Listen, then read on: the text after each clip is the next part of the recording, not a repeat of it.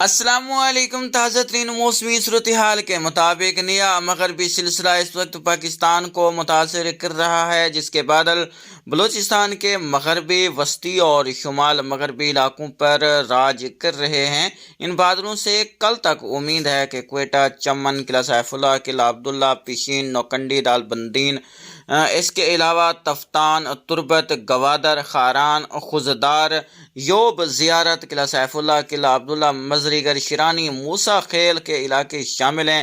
ان علاقوں میں بارش اور پہاڑوں پر برف باری دیکھنے کو مل سکتی ہے۔ خیبر پختونخوا کی بات کریں تو پشاور، ٹانک، چترال، ملم جبہ، ناران، کاغان، کالام، سوات، مانسہرہ، منگورہ، نوشہرہ سمیت مختلف علاقوں میں بارش کا امکان اگلے 24 گھنٹوں کے دوران موجود رہے گا۔